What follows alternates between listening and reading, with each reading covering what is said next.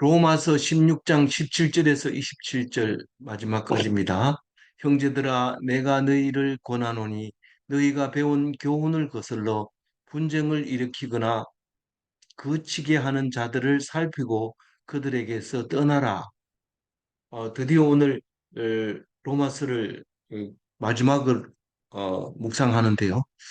어, 16장까지인데 참 로마서가 감사하고 어, 우리에게 꼭 필요한 말씀인 것 같아요. 어, 그러나 사실은 그 뒤에 오는 디도서, 이거 보통 편지가 아닙니다. 어, 이제 디도서 다음에 에, 디모데 후서를 써므로써 사도 바울 13권은 이제 다 묵상하게 되는데, 우리가 사도 바울에 대한 바울 영화를 보면은 음, 디도서와 디모데 후서의 이야기가 거기에 다 들어 있습니다. 어, 그 배경에 이 로마서를 읽어야 디도서와 디모데 후서가 읽혀지고 마지막에 디모데 후서가 쓰여진 배경을 우리가 알 수 있게 되고 바울을 제대로 알 수 있게 되는데 우리 그 몇 번 봤지만은 또 한 번 볼 기회가 있으면 함께 이렇게 보면서 그 장면을 나누면서 성경을 생각하면 더 훨씬 더 잘 이해가 될 것입니다. 우리가 예수 믿는다고 하면서 너무 죽으라고 성경을 봐도 안 되지만은 안 읽으면 더 안 되는 거죠. 그래서 하나님이 주신 기회대로 읽게 하면 읽게 하는 거고, 못 읽으면 할 수 없는 거고, 그렇게 해야 됩니다. 죽기 살기로 어, 성경 공부하는 것도 옳다고 생각하지는 않습니다. 그러나 호흡이 있는 한은 말씀을 붙잡아야 되고, 다른 어떤 것보다도 기뻐해야 되고, 감사해야 되는 것은 사실입니다. 그래서 우리는 그 어떤 것보다도 기뻐하는 성경 읽는, 묵상하는 자가 되시기 바랍니다. 이제 마지막이지만 어제 묵상했는 것은 수신자가 어, 누군지 이름을 쭉 적고 어, 그 수신자들 잘 있느냐 이렇게 하는 건데 잘 있느냐가 아니라 뭐 한다 그랬어요? 예, 문안하느니라 자들을 문안하느니라 이렇게 했을 때 우리가 문안을 받는 건지 문안을 드리는 건지 명령어기 때문에 우리말로는 잘 이해가 안 됩니다. 우리는 안부를 묻습니다. 혹은 그러든지 문안 드립니다. 이렇게 했을 때 아, 예, 받는 거구나 이렇게 생각하는데 어쨌거나 어제 26명에 대해서는 이제 수신자의 이야기를 하고 있습니다. 근데 오늘은 이제 발신자의 이야기를 누가 안부를 묻는지 발신자에 대해서 쭉 기록을 하고 있고 어, 마지막으로 부탁하는 말이 그 앞에 있는데 마지막으로 부탁하는 말 그 자체가 17절부터 17절, 18절 그리고 어, 19절, 20절까지가 마지막으로 부탁하는 말인데 우리는 그렇게 유명한 말이죠. 19절 말씀은 어, 음, 그, 예, 로마서 16장 19절 영어로 로만서 16, 19하고 하는 그 노래가 찬양이 젊은 사람들이 엄청 좋아하는 노래인데 그가 바로 이 로마서의 마지막 편지에 당부하는 말입니다. 17절에 보면 형제들아 내가 너희를 권하노니 이 말은 성도들에게 권하는 말인데 꼭 지켜야 된다 이런 말입니다. 너희가 배운 교훈을 거슬러 분쟁하거나 거치게 하는 자들을 살피고 그들에게서 떠나라. 너희가 배운 복음, 사도 바울이 가르쳐 준 교훈은 분쟁하는 게 아니다. 샬롬을 위해서 예수님이 오셨기 때문에 예수 믿는 사람은 분쟁하면 안 된다.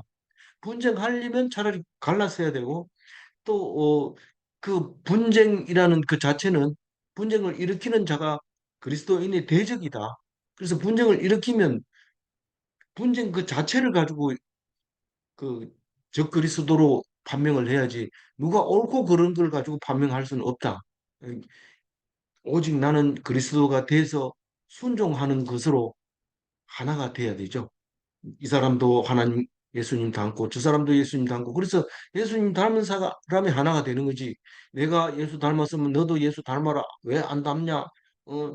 나는 그렇게 했는데 너는 왜 못하냐? 이거는 결국은 율법주의가 되고 분쟁하게 되는 거고 결국은 그리스도인이 될 수 없는데 바로 그 얘기가 너희가 배운 교훈을 거슬러 분쟁을 일으키거나 그치게 하는 자를 살피고 그들에게서 떠나라. 뭐그 사람들을 고쳐가지고 옳게 가르쳐가지고 공동체가 잘 나가게 해라. 이런 거 아닙니다. 기독교는 뭐 벌 주고 상 주고 뭐 이렇게 해서 이렇게 끌고 나가는 게 그런 게 아니에요. 채찍과 당근으로 끌고 가는 그런 공동체가 아니라 분쟁을 일으키면 자동으로 떠나버리는 거예요. 그 사람을 내치는 게 아니라 떠나버리는 거예요. 그래서 분쟁을 일으키는 자가 결국은 거치게 하는 자인데 넘어지게 하는 거죠. 실족하게 하는 거죠. 아니, 모든 것을 수용한다는 사람들이 소송에 휘말리고 그렇게 한다면 그거는 결국은 신앙이 제대로 못 쓰게 되는 거고 넘어지게 하는 결과를 가져오기 때문에 그런 것을 하는 자를 잘 살피고 떠나버립니다. 그럼 뭐 네가 필요하면 가져가라. 그리고 나는 필요 없다. 필요 없다가 아니라 순리대로 그거 가지고 싸우지 말고 그렇게 해야 된다는 거죠. 음, 그래서 그게 기독교의 교훈이고 우리가 늘 살펴야 되고 뭐 니도 좋고 나도 좋고 예수 믿는 사람이나 안 믿는 사람이나 똑같이 좋은 게 좋지 않느냐 이러고 그냥 그렇게 살면은 안 된다는 거예요. 잘 살펴봐라. 그리고 아니면 떠나야 된다. 뭐 불러다가 니 교회 다니는 사람 왜 그래? 그렇게 하지 마. 이렇게 말하는 뜻이 아닙니다. 정확하게 이, 음, 알아들어야 되는 거죠. 18절 같이 읽어봅니다. 이 이 같은 같은 자들은 자들은 우리 우리 주 주 예수 그리스도를 섬기지 아니하고 다만 자기들의 배만 섬기나니 교활한 말과 아첨하는 말로 순진한 자들의 마음을 미혹하느니. 즉 그리스도는 교회 안에 있습니까? 밖에 있습니까? 안에 있다고 지금 얘기하고 있어요. 우리가 믿지 않는 사람하고 너희들은 교활해. 너희들이 배만 섬겨. 아첨하는 말 하지 마라. 순진한 마음을 미혹하지 마라. 교회 안 나오는 사람, 믿지 않는 사람한테 이 말을 하는 게 아닙니다. 우리 형제들이 그런 거예요. 우리 형제라고 부르는 기독교라고 부르는 사람들이 그와 같은 음, 것을 하고 있다는 겁니다. 그러니까 그렇게 얘기하면 서로 이 사람이 교활한 말을 하는 사람인가? 이 사람은 자기 배만 섬기는 사람인가?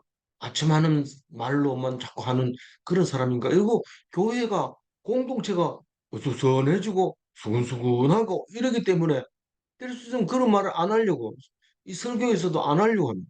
근데 사도 바울은 담대하게 얘기하는 거죠. 뭐 떠나면 돼요. 그 사람들하고 떠나버려야지 같이 모여가지고 공동체 세우자. 그 공동체를 세우려고 죽으려고 애를 쓰는데 공동체가 뭡니까? 그게 하나님이 아니면은 그 공동체는 의미가 없습니다.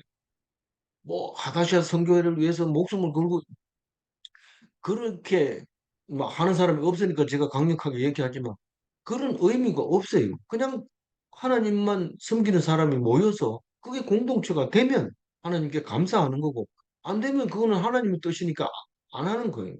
그래서 어 자기 배만 뭐 맛집만 자꾸 생각한다든가 좋은 거 생각한다든가 그런 사람은 거치는 사람이고 분쟁을 일으키는 사람이라고 그러면서 교활한 말을 하는 거예요. 이거 이렇고 저거 저렇잖아. 뭐니 생각해봐라. 사람이라면 그것도 모르냐. 이렇게 할 때 교활한 말을 말. 그리고 자기 편으로 끌어들이려고 참 잘한다. 뭐 난 이런 사람 처음 봤다. 이러고 아첨하는 말을 하는 것도 안 됩니다. 그러면 그게 결국은 분쟁을 일으키는 말이고 그치는 말이라는 것을 우린 잘 알고 있어요. 그래서 뭐 교회 가도 교회 다른 데 가면 상관없어요. 근데 교회 안에서 이런 말이 생기니까 어떻게 하라고요? 잘 살피고 그 사람하고는 거리를 두라는 거. 거리를 두라. 아첨하는 말로 순전한 자들의 마음을 미혹했다. 그렇게 얘기하고 있습니다. 순전하다는 것은 뭘까요? 그냥 뭐 아무 생각 없이 그냥 잘하면 되는 거 아니냐? 좋은 게 좋은 거 아니냐? 이렇게 말하는 사람을 그렇게 말하고 순진한 자들의 마음이라고 얘기를 하고 있습니다. 그게 아첨하는 말인지 교훈을 주는 말인지 구분을 잘 못해요. 아, 뭐 그렇게 하면 잘 산다 하더라. 이러면 그래? 이런데 성경 말씀이 아닌 거예요. 그래서 그런 거를 잘 봐야 돼. 말하는 것을 잘 살펴야 돼. 19절 읽어볼까요? 너희의 순종함이 모든 사람에게 들리는지라. 그러므로 내가 너희로 말미암아 기도하노니 너희의 선한데 지혜롭고 악한데 미련하기를 원하노니. 너희들이 말씀에 순종하는 것을 한다. 이건 뭐 통계적으로 조사해 봤는지 아니면 뭐 절대 평가를 했는지 그거는 모르지만 내 귀에 들리는 건 너희들이 순종하는 것만 들린다는 거예요. 왜냐하면 불순종하는 것은 대적이기 때문에 순종하는 자들아 내 말을 들으라 이런 뜻입니다. 이 거꾸로 읽으면 이 편지는 굉장히 편하지만 이거를 직설적으로 읽으면 내가 순종하는지 누가 그랬어요? 이렇게 얘기하면 곤란해지는 거예요. 그러니까 그게 아니고 내가 너희들이 순종하는 사람들은 이 편지를 읽어봐라. 너희 순종함이 모든 사람에게 들리는지라 너무 기쁘다는 거죠. 내가 너희로 말미암아 기뻐하노니 순종하는 자들 때문에 내가 기쁘다. 한 사람이 있어도 이 말을 할 수 있는 거예요. 한 사람이 있어도. 그런데 그보다 더 많은 사람이 있다면 바울은 진짜 기쁜 말이에요. 이 바울이 거짓말하거나 아첨하는 말이 아닙니다. 여성 예, 아첨하는 말이 아니라는. 근데 그래도 부족한 게 있다는 거죠. 어떻게 순종하느냐 하면 선한 데는 지혜롭고 악한 데는 미련하기를 내가 원한다. 말씀을 순종하는 자에게 이 말이 들린다는 겁니다. 필요하다는 겁니다. 이 말씀이 순종하지 않는 사람에게는 이 말을 해봐야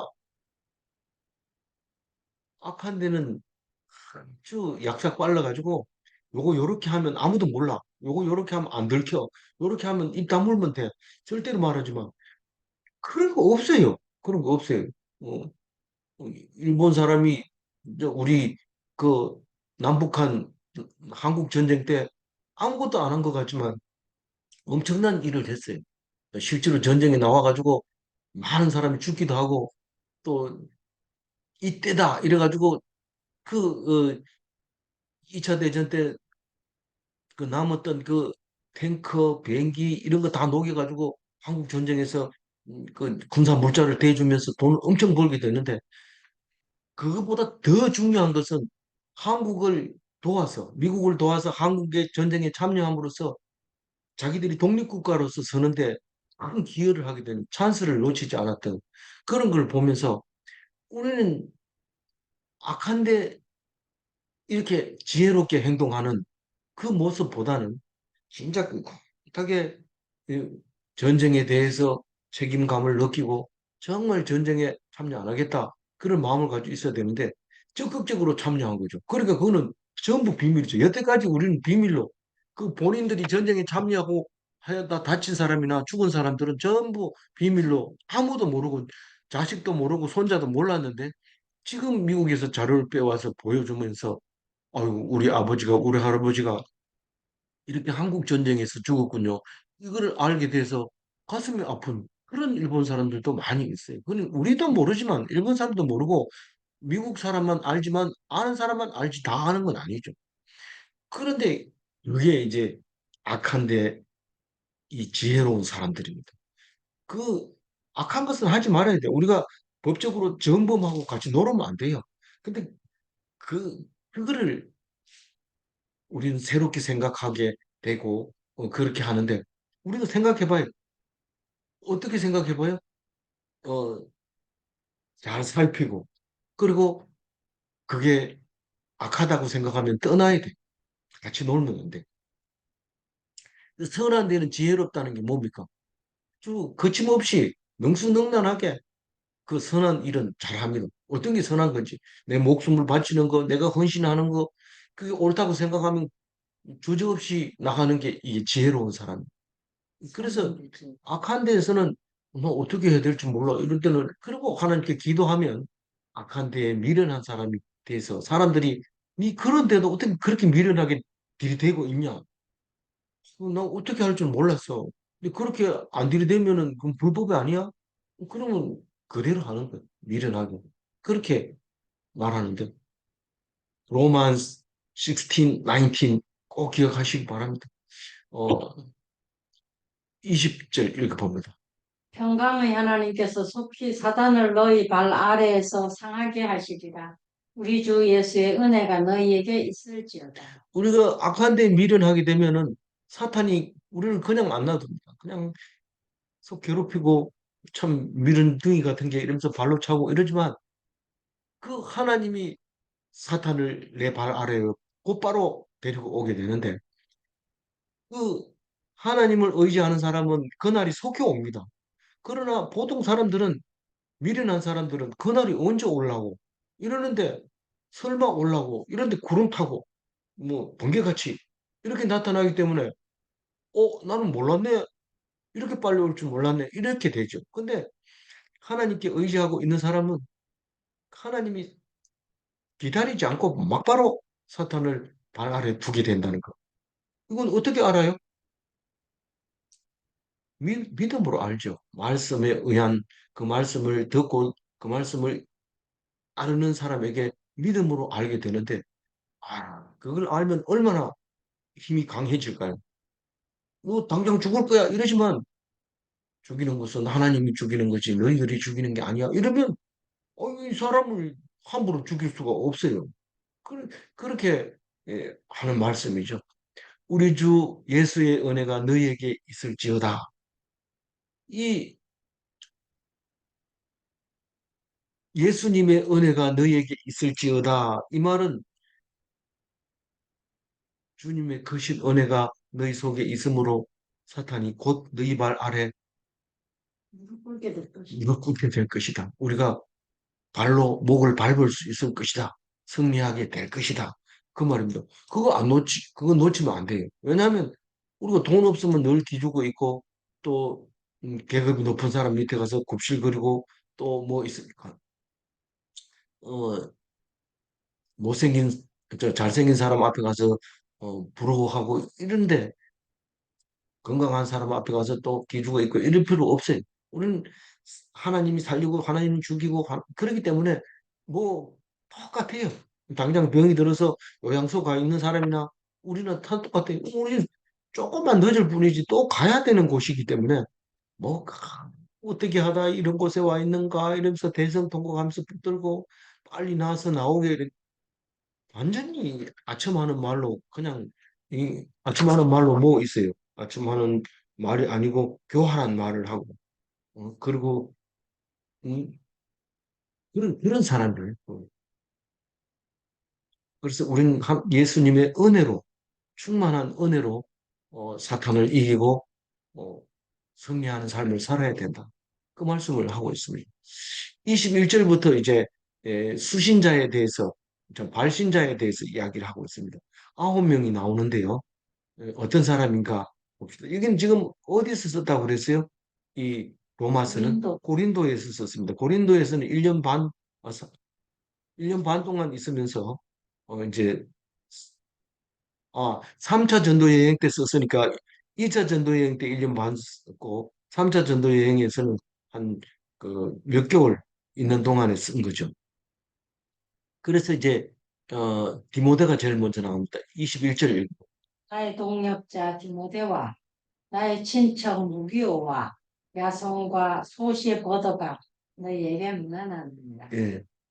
디모데, 누기오, 야손, 소시바드 이렇게 얘기합니다. 그 네 사람이 나오는데 디모데, 누기오, 야손, 소시바드.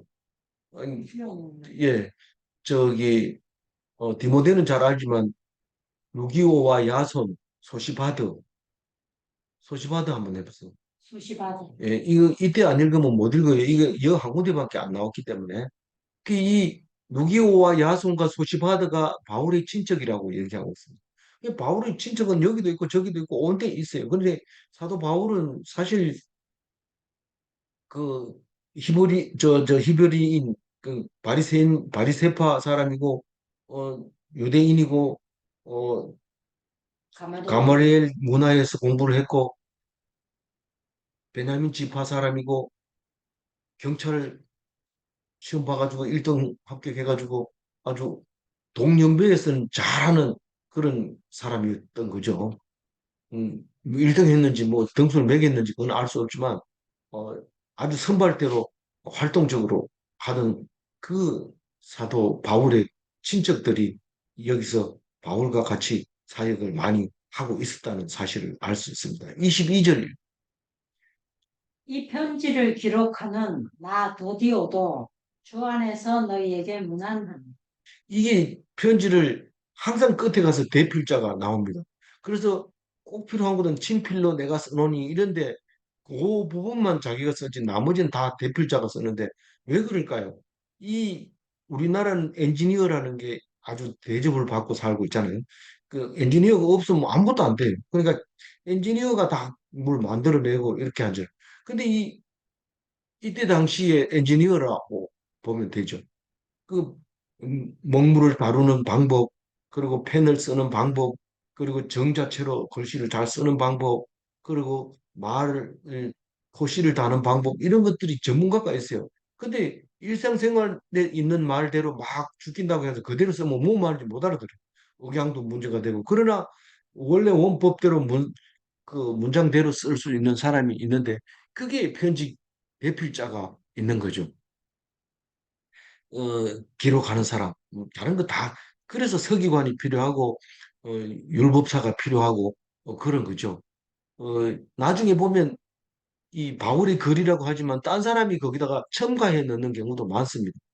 심지어는 그 제일 마지막 편지라고 하는 디모데 후서에도 보면 학자들이 나중에는 그 앞에 분명히 사도 바울의 편지라고 했는데도 딴 사람이 서서 넣었다고 막 강력하게 주장하는 사람이 있습니다. 그는 성경만 봐가지고는 모르죠. 어떤 게 맞는지. 그래서 우리가 지금 그런 것을 알아내려면 적어도 카톨릭에서 가지고 보유하고 있는 그 서적들을 다 볼 수 있어야 되네. 그 라틴 그으로 되어 있는 그 서적들을 봐야 되는데 우리는 가지고 있지 않잖아요. 개신교가 거기서 떨어져 나왔잖아요. 그리고 왜 이 어, 26년. 36권을 성경으로 채택했는지 그 내용도 다 카톨릭에 있는 거지 우리는 알 수가 없어요. 그냥 거기서 흘러나오는 일반적인 서적만 가지고 우리가 알고 있는데 의문이 생기면 풀어줄 것은 다 그쪽에 가지고 있어요. 그러니까 우리는 무시해도 안 되고 또 우리 구약 성경은 또 누가 가지고 있어요? 유대인들이 가지고 있으니까 구약 성경에 대해서 또 우리가 더 알아보려면 유대인들의 전성이라고 말하는 그 탈무드라든가 이런 것들을 탈무드는 이제 일상생활에 막 예수, 의록, 백선 뭐 이런 것들이니까 그거는 참고로 하는 거지만 그거 말고 그 전에 이제 많은 그 문헌들을 보려면은 유대인들에게 가야 되죠. 물론 뭐 다 가지고 있다는 뜻이 아니라 그래도 원본이 그쪽에 들어 있는 거지 이쪽에서 가지고 있을 가능성이 훨씬 적어지기 때문에 그것을 기억하고 있어야 돼요. 어, 꼭 뭐 그거 과거를 반해야 되느냐? 지금 있는 말씀 가지고도 충분히 은혜 받고 그것도 다 모르는데 그냥 은혜 받고 살다 갈래? 그 상관없어요. 상관없지만 우리가 좀 더 신앙적인 리더가 되려면 신학 공부를 해야 되고 신학 공부를 하려면 그걸 알아내야 되는 거예요. 그래서 어 유명한 어 그 그 뭡니까 그 주석가들이라든가 이런 사람들이 쓰는 글들을 잘 관찰하는 것이 신학자들의 또 일이잖아요. 어 23절에 보면 나와 온 교회를 돌보아주는 가이오도 너희에게 문안하고 이 성의 재무관 에라스도와 형제 부하도도 너희에게 문안합니다. 그러니까 그 옹교를 돌보아주는 가이오 이러면 가이오는 사찰 집사 정도 그래서 사찰 집사가 교회를 제일 빛내죠. 왜냐하면 바짝바짝 닦아 놓으니까. 그래서 그런 가요. 그다음에 이성 재무관, 이성이라면 고린도 성을 말하는 거죠. 고린도 성의 재무관 이름은 굉장히 높은 거죠. 왜냐하면 고린도 자체가 돈으로 만들어진 동네이기 때문에 이제 통행료라든가 그 운하의 통행료라든가 이런 걸로 장사해서 버는 돈으로 이렇게 하기 때문에 재무관 이러면 상당히 중요한 자리인데 그 에라스도와 구아도라고 하는 성도가 있었던 것 같아요. 아마 에라스토하고 같이 있는 형제 같아요. 왜냐하면 다른 데는 다른 데하고 묶어가지고 형제 뭐 이렇게 하는데 여기서는 이렇게 말을 할 때 다른 사람하고 있는지 몰라도 구아도는 아마 에라스도하고 있었는지 그걸 모르지만 제일 마지막에 이렇게 구아도를 어, 여덟 번째로 쓰고 있습니다. 그런데 왜 고명이라고 했어요? 고명의 발신자라고 했어요? 이 사도 바울 이름이 빠졌으니까 고명이죠. 24절이 없다고 했는데 킹 제임스 버전에는 나와 있어요. 어떻게 나와 있는지 한번 읽어볼까요? 우리 우리 주 주 예수 예수 그리스도의 그리스도의 은혜가 은혜가 여러분 여러분 모두와 모두와 함께 함께 있기를 있기를. 빕니다.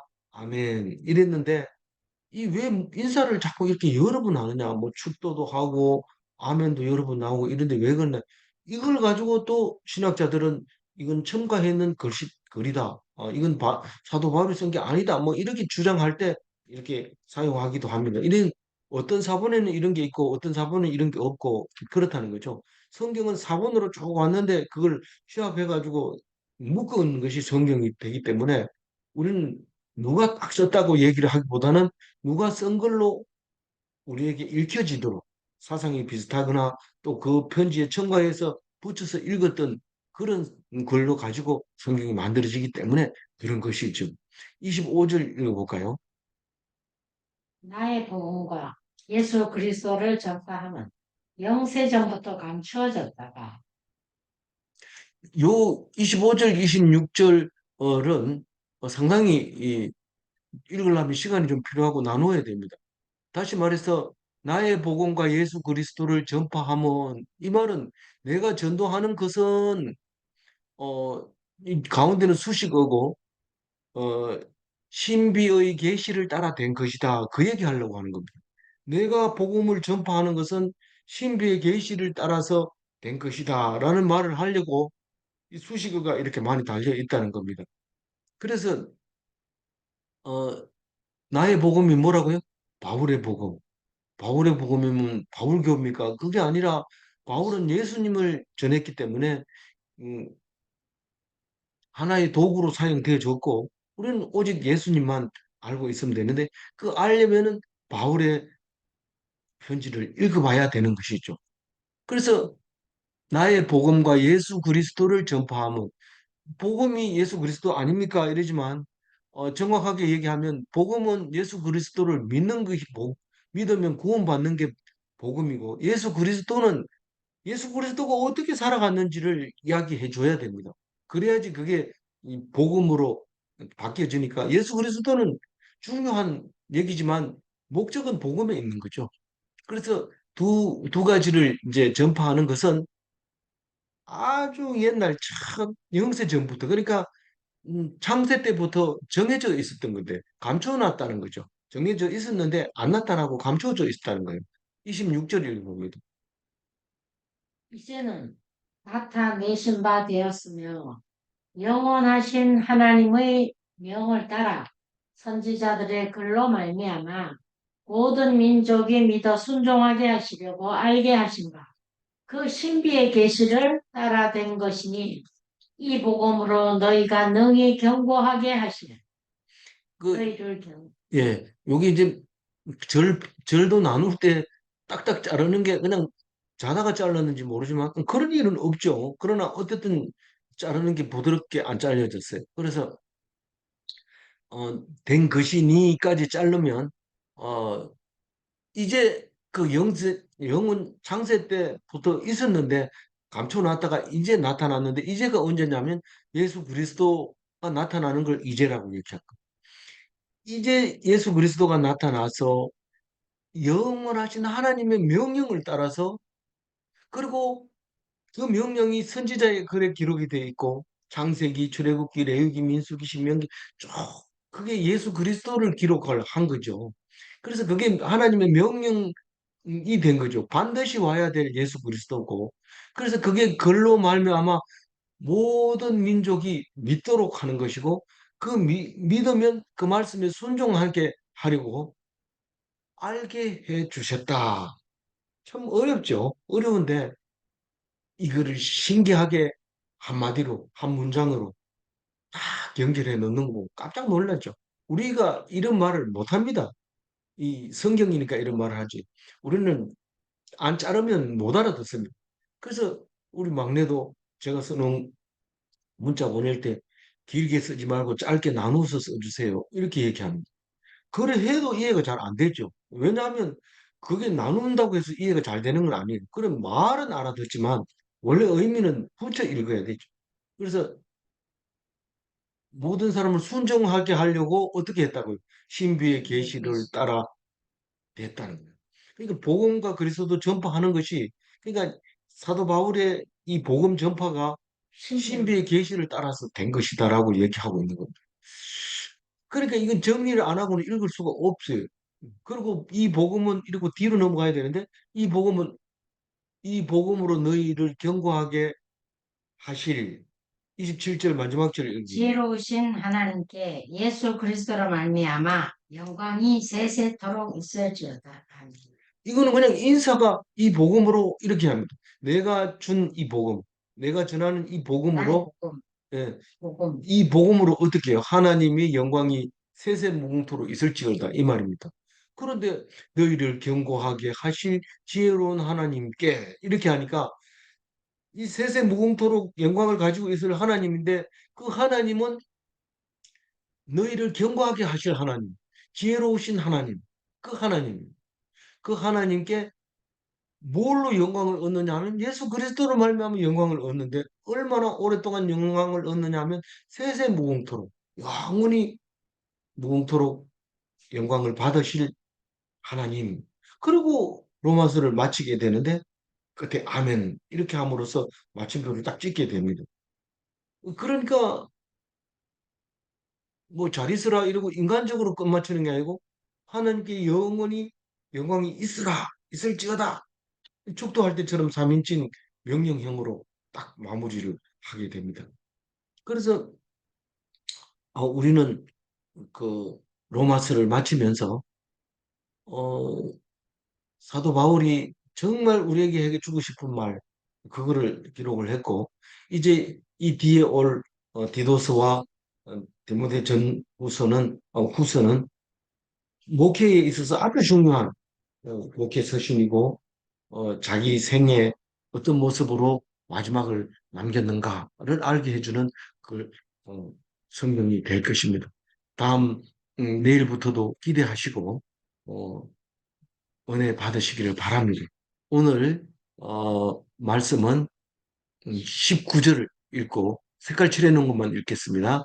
너희가 선한 데 지혜롭고 악한 데 미련하기를 원하노라.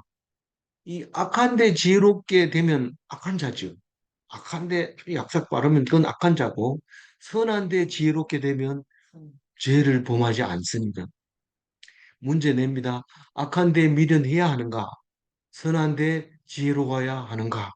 오늘 이 말, 뱀처럼 지혜롭고 비둘기처럼 순결한. 네, 우리가 지금 머리를 샥샥샥샥 굴리고 있는데 이 머리를 지혜로운 데 쓰고 있는지, 악한 데 쓰고 있는지, 죄송합니다. 선한 데 쓰고 있는지, 악한 데 쓰고 있는지 잘 생각하면서 악한 사람 만나면 그냥 멍청해져야 돼요. 너 그러면 안 돼. 이런다든가, 나 도망가야 되겠다. 내가 하고 계속 있으면 안 되겠다. 이렇게 해도 안 됩니다. 그건 지혜로운 사람이에요. 그러니까 악한데 지혜로우면 안 돼. 그냥 악한 말을 하면 눈만 멀뚱멀뚱하고 이렇게 들여다보고 있어야 되고, 거기 뭐 능수능란하게 대답해야 된다든가 이럴 필요 없어요. 근데 지혜로운 사람 딱 만나면, 그거 내가 하겠습니까? 하겠습니다. 그리고, 그건 뭐 이렇게 하면 됩니까? 이러고 빨리빨리 움직여야 되는데 그게 지혜로운 사람이 판단력이죠. 아무쪼록 선한데 악한데 어디에다 신경을 쓰는지 예, 세심하게 관찰하고 악한 것은 거리를 두기를 바랍니다. 기도하겠습니다. 하나님 감사합니다. 우리에게 주신 귀한 말씀, 오늘 로마서를 마칩니다. 감사합니다. 우리는 앞으로 또 로마서를 다시 읽게 될지 모르지만 말씀 속에서 내려주신 귀한 은혜 감사합니다.